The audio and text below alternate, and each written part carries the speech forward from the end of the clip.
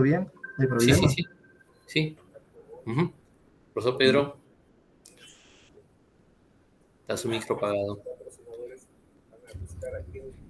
Muy buenas tardes, bienvenidos al programa científico-cultural de Biología Sin Fronteras de la Facultad de Ciencias Biológicas, a nombre del señor decano de la facultad, magíster Jorge Chaname Céspedes, les doy la bienvenida y en esta oportunidad, con la satisfacción de que tenemos la visita de un egresado de nuestras aulas, que es el magíster Master 6 Andrés Galindo, graduado en la Pedro Ruiz Gallo. Él hizo su carrera como biólogo en la Facultad de Biología y ha hecho su posgrado en la Universidad de Sao Paulo, ¿no? En el Instituto de Biociencias, ¿no? De la Universidad de Sao Paulo. Esta tarde tenemos su participación. No es la primera vez que nos va a visitar. Él, al término de su charla, nos dirá cuándo será la segunda vez que nos visite, pero en esta oportunidad nos va a hablar de un tema muy interesante, que es el tumor y su ambiente. Entonces, sí, les dejo con Andrés y disfruten de la charla, de la conferencia. Adelante, Andrés. Buenas tardes, muchas gracias por la presentación, profesor Pedro, profesor Fukui. Muy contento de estar aquí, ¿no? Muy feliz. Y claro, obvio que no va a ser la primera vez, no vamos a tener más conversaciones, más charlas. Bueno, entonces vamos a hablar del tumor y su ambiente, ¿no? Principalmente la interacción del tumor, dando a entender que el tumor no está solo, ¿no? Y no surge solo como todos piensan, eh, ¿no? Siempre hay algo que motiva que el tumor crezca, se mueva, migre, y ese es su microambiente tumoral, ¿no?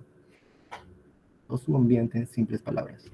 Bueno, entonces no se puede hablar de tumor si no se habla primero de cáncer, ¿no? Y de acuerdo con la Organización Mundial de la Salud, a través de su organismo GloboCam, ¿no? Cáncer global, nos indican, a ver, déjame ver acá el punto láser, nos indica principalmente que la incidencia y mortalidad en cáncer en el año 2018 estuvo dada principalmente por el tipo de cáncer de pulmón, ¿no?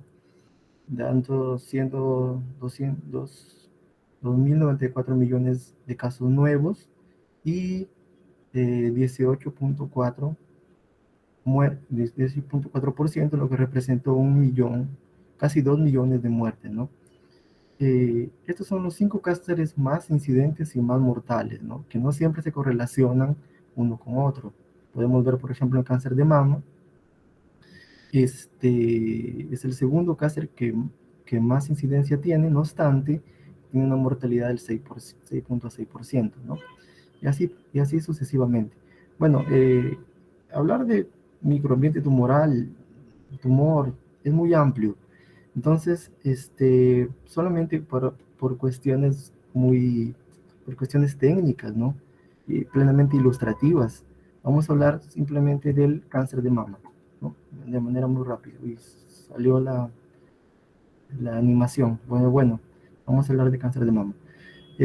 Bueno, el cáncer de mama, ¿qué factores de riesgo son los que predisponen al cáncer de mama? ¿No? Y cómo se da eso, ¿no? Entonces tenemos principalmente lo que es la edad, que vendría a ser uno de los factores, puede ser predeterminante, porque cuanto más avanzada es la edad, más la probabilidad de acontecer el cáncer de mama, ¿no? Entonces, porque casi, por ejemplo, si observamos comparado a la leucemia, nunca vamos a observar una criatura de 11 años con cáncer de mama o 10 años con cáncer de mama, ¿no? Entonces siempre ya empieza a surgir a partir de los 40, 50, 60 años, ¿no? Más adelante. Los factores hormonales, tanto hormonales no modificables como hormonales modificables, ¿no? Dentro de los no modificables tenemos la nuliparidad, ¿no? La menarquía precoz, la menopausia tardía. Y dentro de los hormonales modificables tenemos el uso de anticonceptivos orales, ¿no? En mujeres menopáusicas la terapia hormonal, y en algunas mujeres que, bueno, a diferencia de la nuliparidad, el embarazo tardío, ¿no? también, que son modificables porque cada mujer puede decidir usarlo o no, tener o no, ¿no? Otro factor predisponente que es el consumo de alcohol y tabaco, ¿no? Y seguido de la obesidad y sobrepeso y principalmente los antecedentes familiares, ¿no? Que sucede en el 10% de los casos. Generalmente se da porque esta tasa es muy baja, ¿no? Si nosotros ponemos a pensar, entendemos que pueden ser cuestiones ambientales, ¿no? Generalmente factores ambientales, pero el factor genético, él implica solamente un 10% de los casos y se da principalmente en mutaciones, ¿no? de genes ya conocidos, clásicos, como los BCR1, BCR2, ¿no? Implicados en la reparación, eh, genes supresores de tumores como TP53, PTEN, entre otros como ATM, STK, LBK1, ¿no? Entonces, cuando hablamos de neoplasia o tumor, ¿es lo mismo? ¿Sí o no? No, sí, bueno. Entonces, sí, es lo mismo. En sí es lo mismo, pero hay que hacer una aclaración, ¿no? Si a una persona le aparece un pequeño bultito, esa persona puede decir que tiene una neoplasia, pero no puede decir que es una neoplasia maligna, ¿no? Hasta que no sepa lo contrario. Entonces, dentro de los tumores nosotros tenemos el tumor benigno, ¿no? Y el tumor maligno. El tumor benigno se caracteriza porque las células, a pesar de ser extrañas, de ser diferentes, ¿no? O de tener cierta patología, ellas se forman de manera circundante. Son, entre comillas, ordenadas, se podría decir, ¿no? No estamos hablando de unas células que, como las de acá, que representan el caos, ¿no? Eh, Estas células simplemente se adhieren a la membrana, a las otras células, sin causar mayores estragos, ¿no? Sin embargo, cuando hablamos de tumor maligno, ya pues hablamos que las células ya entraron en una fase más agresiva, ¿no? Y normalmente se ve aquí que la célula ya no quiere ese orden de aquí, ¿no? Ya, ya quiere migrar a otro lado, quiere romper esta barrera de las otras células que la circundan, quiere ir para allá, quiere ir para acá, quiere viajar a través del torrente sanguíneo, etcétera, etcétera. Ya vemos un comportamiento más diferente de cuando un tumor benigno, ¿no? Que se puede extraer el tumor benigno, se puede extirpar, se puede tratar con terapia adyuvante para evitar que surja y ya nunca más surge, puede ser, ¿no?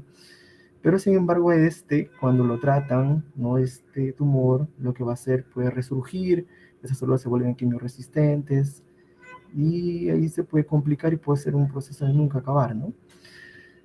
Entonces, cuando hablamos de microambiente tumoral, ¿no? ¿Qué queremos decir? El microambiente tumoral no es otra cosa que el ecosistema que rodea el tumor, ¿no? Y se incluye las células inmunitarias, de la matriz extracelular, los vasos sanguíneos, entre otras células, y, y otras células tan importantes también como los fibroblastos que vamos a tocar más adelante. Entonces, un tumor y el microambiente interactúan constantemente, el tumor no está solo, es el microambiente, es el que proporciona las condiciones adecuadas para que el tumor pueda sobrevivir, ¿no? Eh, Esas condiciones son, como por ejemplo, los nutrimentos, ¿no?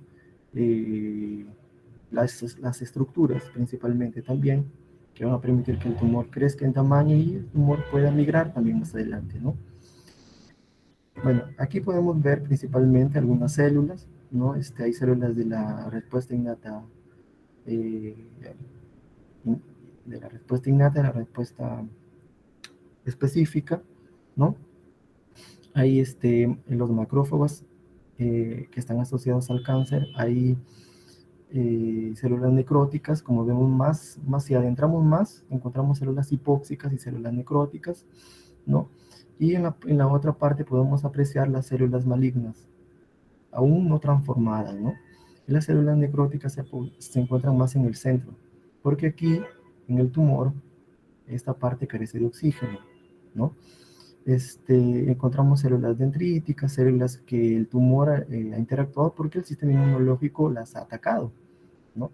Y también encontramos otras células como los fibroblastos, que son células, o los macrófagos también, que son células que están circundando, ya no forman parte del tumor. Esto está entre los órganos, ¿no? Es el microambiente tumoral, como se lo dice, ¿no?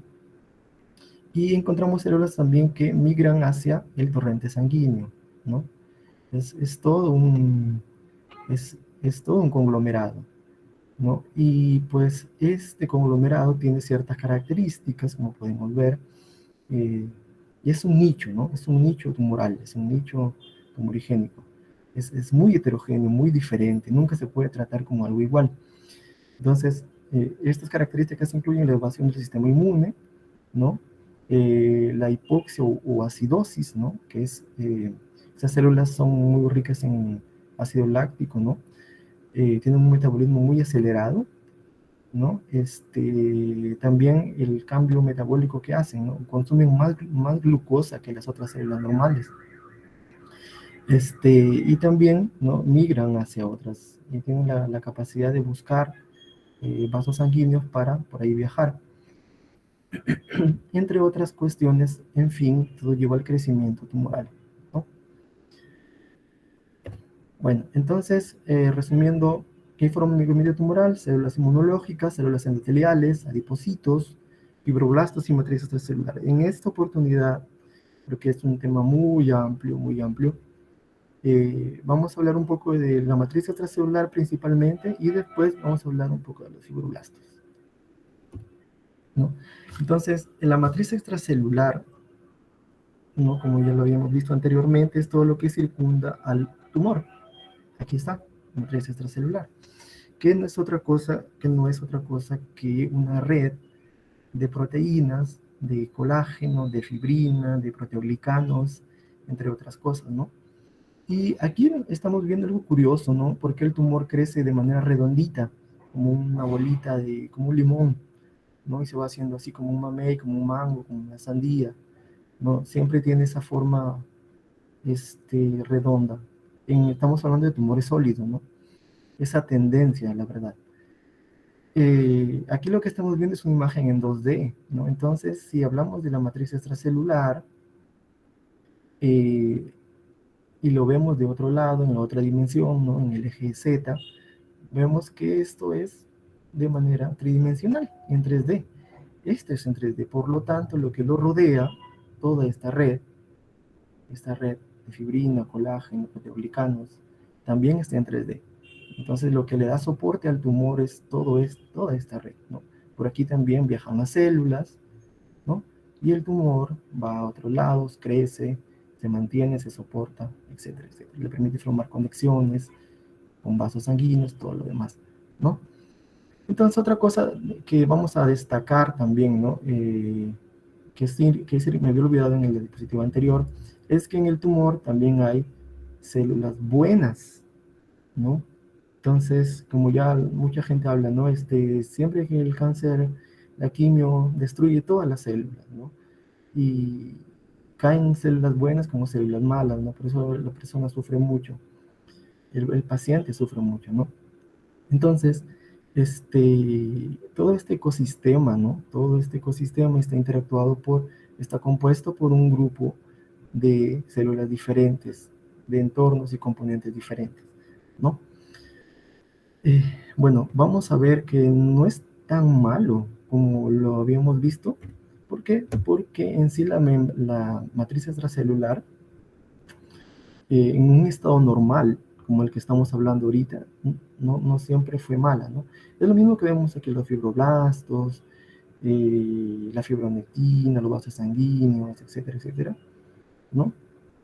Vemos una membrana basal, primeramente, y esa membrana basal lo que hace es sujetar a estas células epiteliales con estas células luminales, ¿no? Entonces, estas células luminales, las últimas, son encargadas de producir leche, y estas de aquí de dar soporte.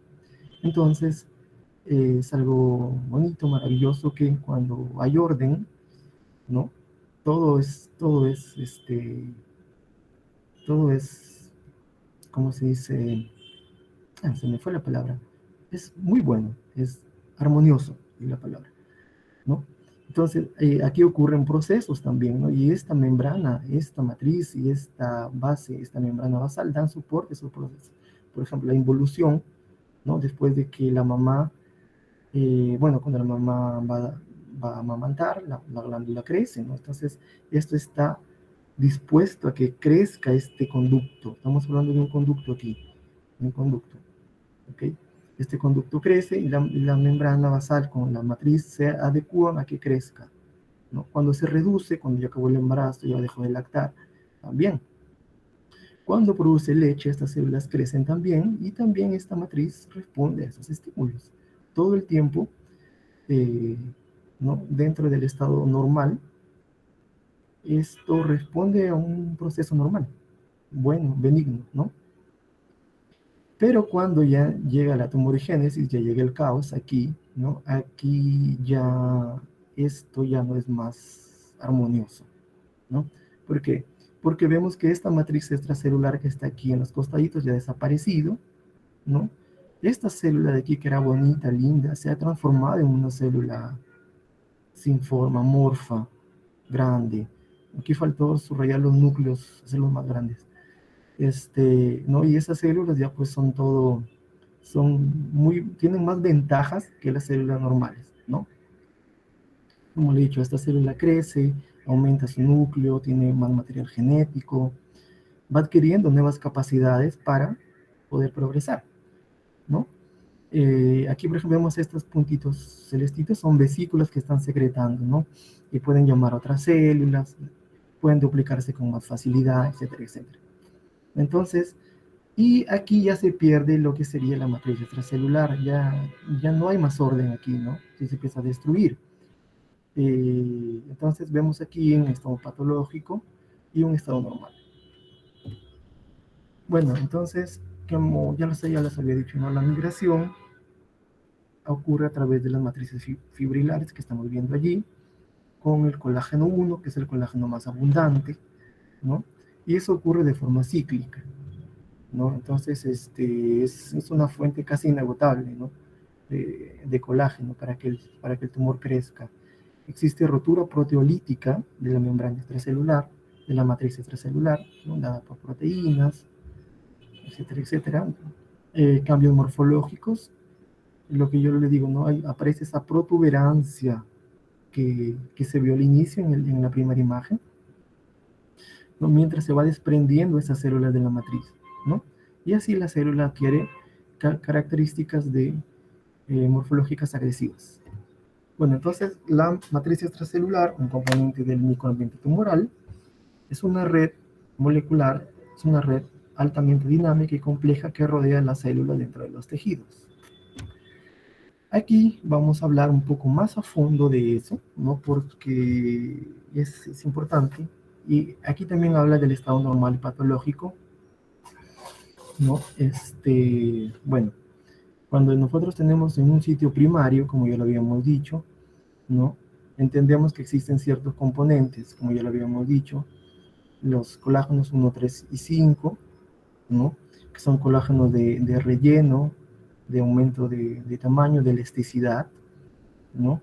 Y existe el colágeno de flexibilidad también, ¿no? Que eso se da en la membrana basal y en la matriz extracelular, ¿no?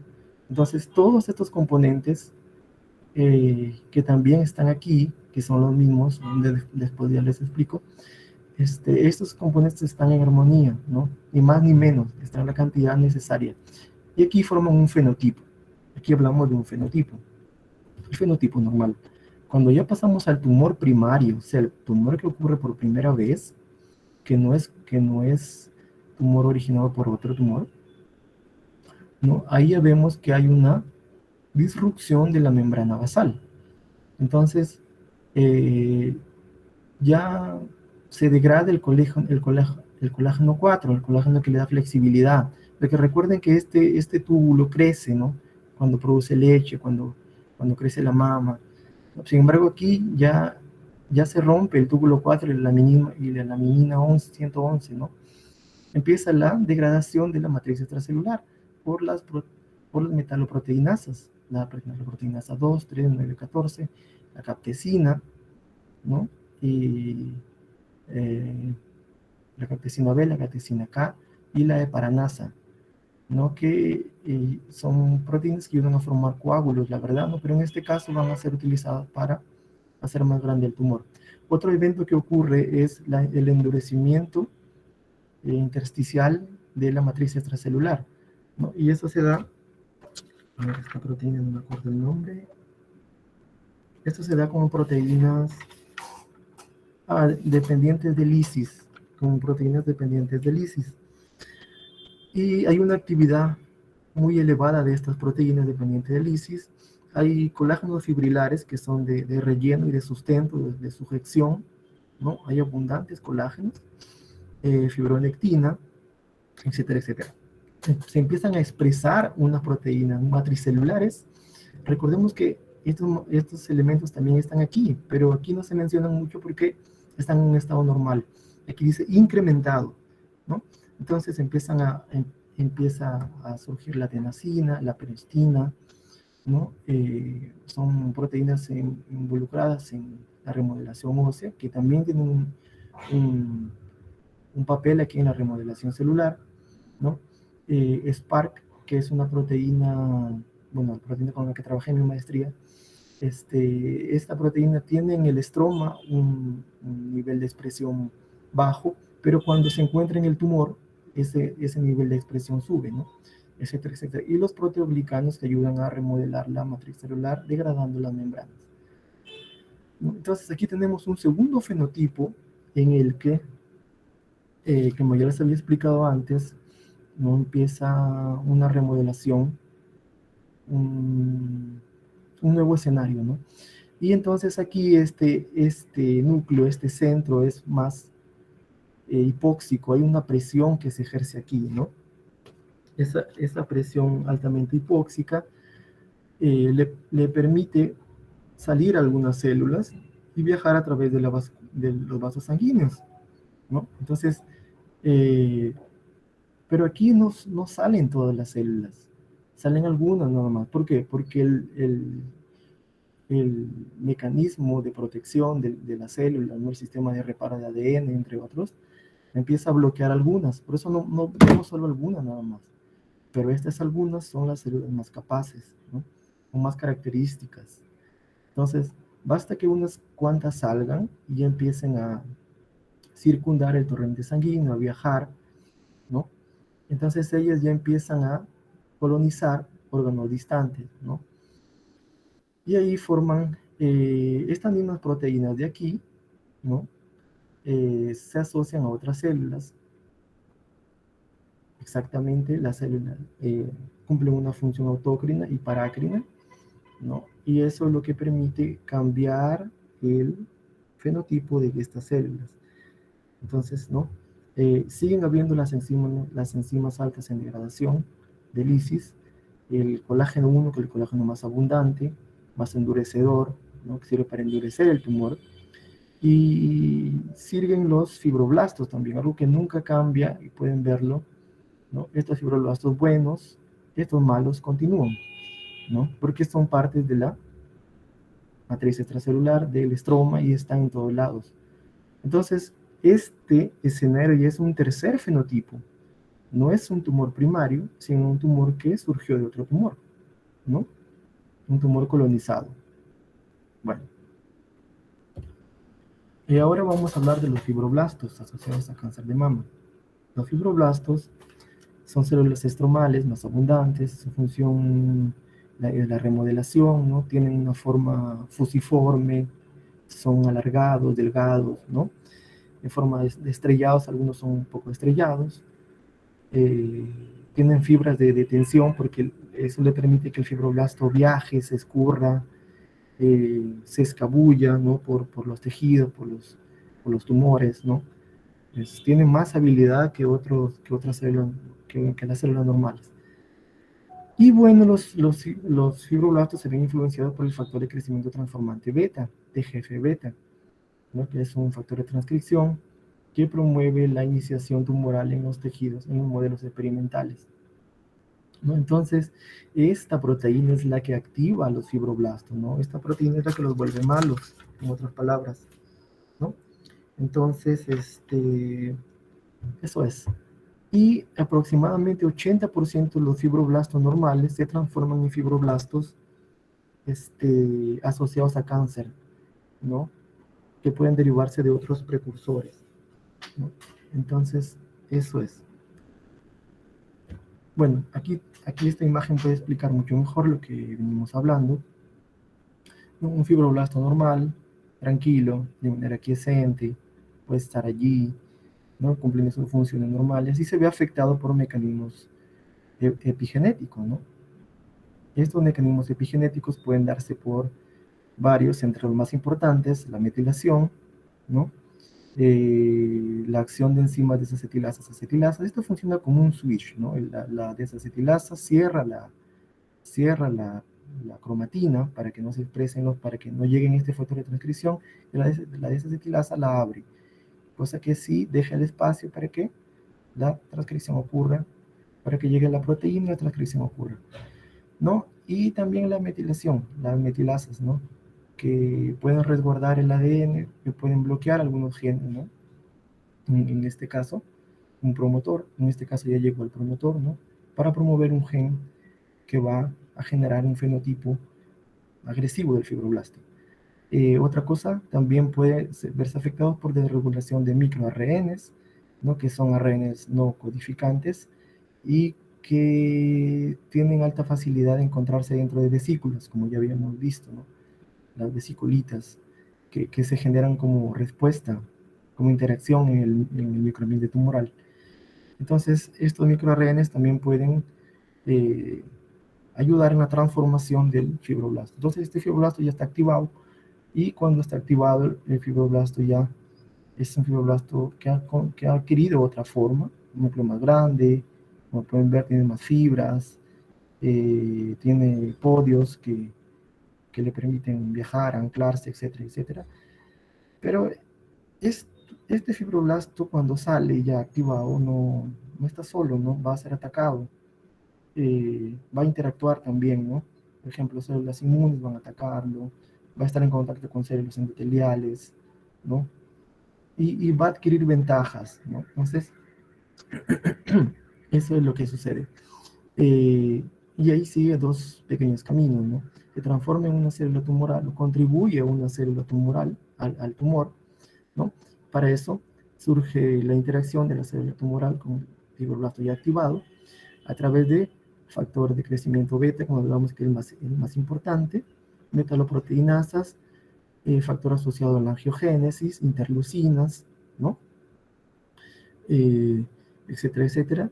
Y esto lleva a la progresión tumoral, como es invasión, migración, angiogénesis, ¿no? Características del tumor, características normales de un tumor, ¿no?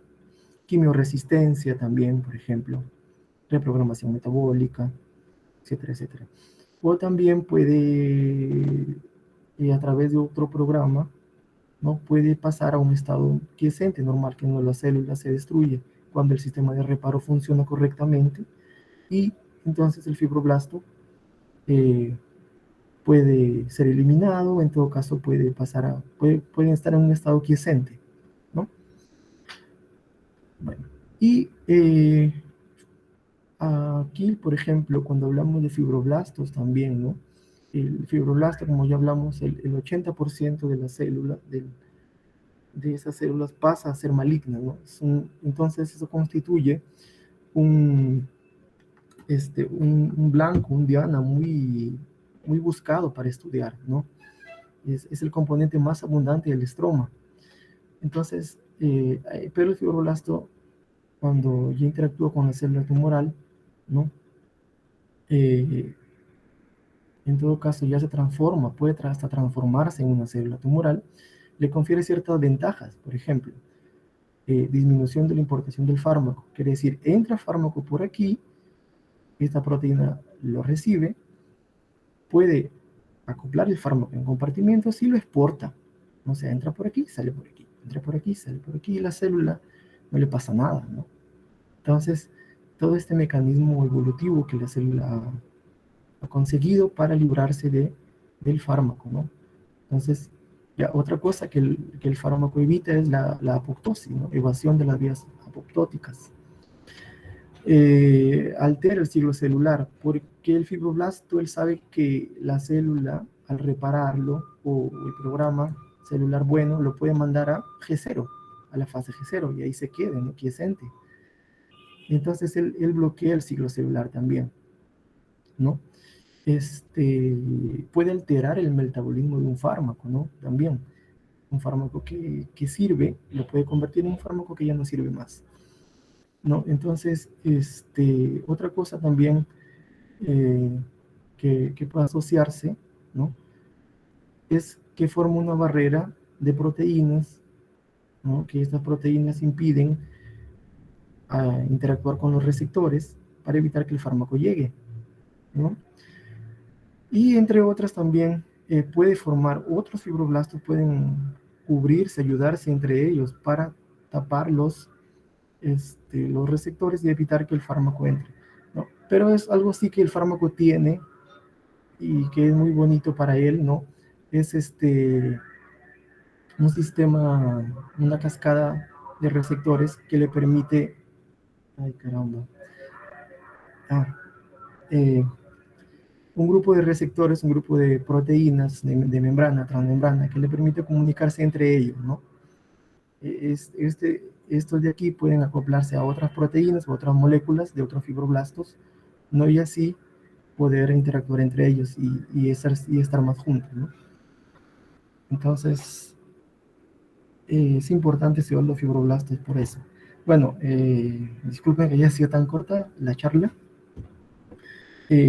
pero sí, uno de los mensajes para llevarnos a casa sería lo siguiente, ¿no? El microambiente tumoral es un sistema altamente heterogéneo, que es diferente para cada tipo tumoral, ¿no? Como vimos, los 5 tumores pueden tener un sistema más diferente.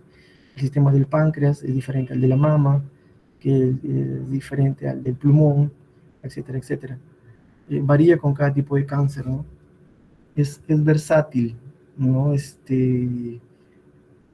Mm, puede crecer, migrar, generar más de ellos, ¿no?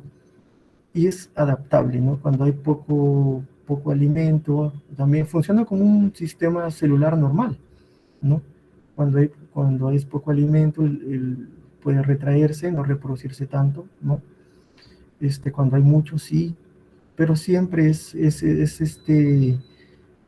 un ambiente, es un sistema que siempre, esto es como que no le gusta mucho, ¿no? Quiere tomar ventaja en sí. Lo que se adapta a la forma, a la estructura, ¿no? A las condiciones que le dan, ¿no? Entonces, los componentes del microambiente tumoral son claves para entender los mecanismos, como ya lo habíamos explicado. El fenotipo normal difiere del fenotipo patológico porque su microambiente tumoral, porque algo le pasó a su microambiente tumoral, ¿no? Algo cambió allí. La interacción de la matriz extracelular junto con sus componentes al promover el cáncer simula un mecanismo semejante al mecanismo que está en condiciones normales, ¿no? Entonces, podemos estudiar primero el mecanismo normal y después entender el mecanismo patológico, ¿no? Y es por eso que también se utilizan células normales. Y cuando uno trabaja con un experimento, puede agarrar primero sus células normales, después las células patológicas y hacer una comparación, ¿no? Es eso. Los fibroblastos ahora representan las células más abundantes del microambiente tumoral, del estroma, perdón, dentro del el estroma, y son claves para el estudio de nuevas propuestas terapéuticas, ¿no? Asimismo, el microambiente tumoral y sus componentes, junto con las características que puede implicar, nos dan un pronóstico diferente para cada uno de los pacientes, ¿no? Hay pacientes que responden bien cuando diseñan un fármaco, por ejemplo, y ese fármaco ataca el microambiente tumoral. Hay algunos pacientes que sí responden, ¿no? El fármaco puede haber sido diseñado para los fibroblastos, para la matriz, para las células inmunológicas, etcétera. Entonces hay grupos de pacientes o pacientes que responden mejor que otros, ¿no? Y eso es todo.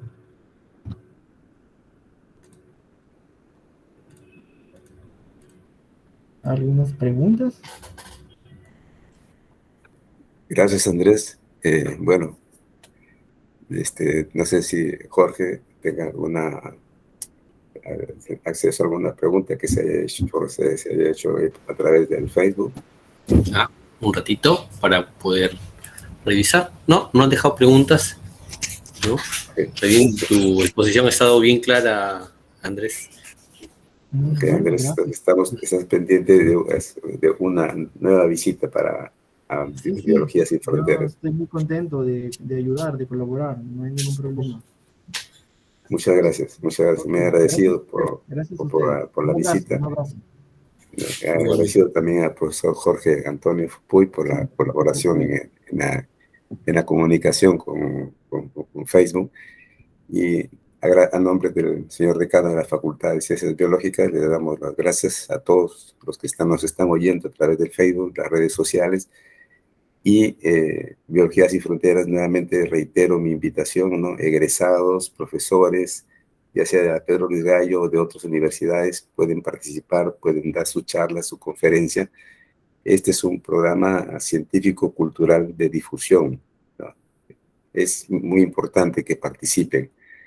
Muy bien, muchísimas gracias y hasta una nueva edición la próxima semana que estamos nuevamente con ustedes. Muy buenas noches. Por el mismo canal, el mismo horario. Hasta luego. Exactamente, así es, Andrés. Un gusto. Gracias por todo. Listo.